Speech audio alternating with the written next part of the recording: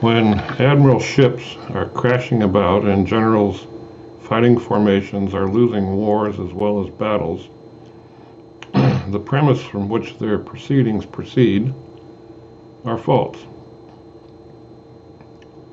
Events such as these indicate the presence of more and deeper irresponsibility than can be adduced from an incidental mishap. In the case of U.S. armed forces in the Indo-Pacific region facing a rampant Chinese imperialism, the irresponsibility, the false premise, is taking the region as a water-based problem set assigned to Navy/Marines, supported of course by the Joint Force, rather than as a ground-based problem set assigned to the Army, supported of course by the Joint Force.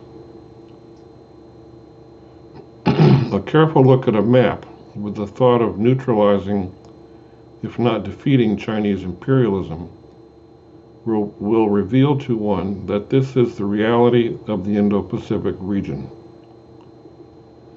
The command structure of Indo-PACOM should reflect that reality. Historical precedent is found in the fact that the occupation of Japan was assigned to the land force supported by the Joint Force. That proceeded successfully.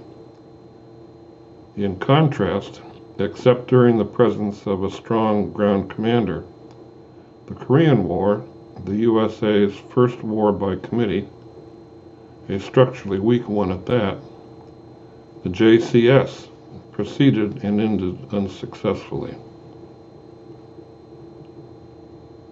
Chinese military doctrine regards military force as Army-centered.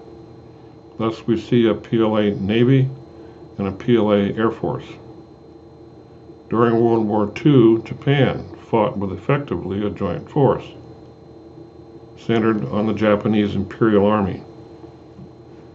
They were effective in that configuration until their ambition exceeded the powers of their logistical train.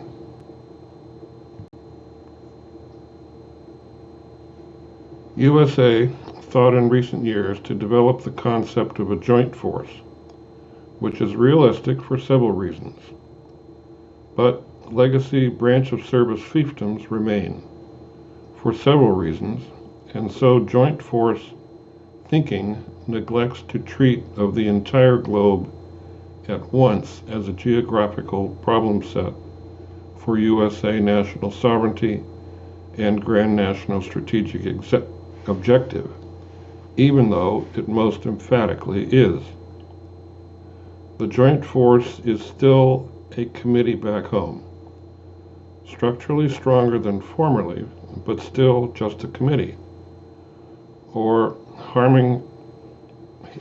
but still just a committee helping or harming COCOMs who operate, in some cases, legacy branch of serfdom fiefdoms.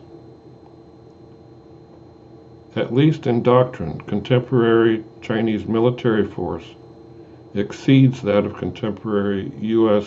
plus allies military force, because the Chinese military force has unity of command over the joint force, which is essentially, and always must be, a land force, Army-centered.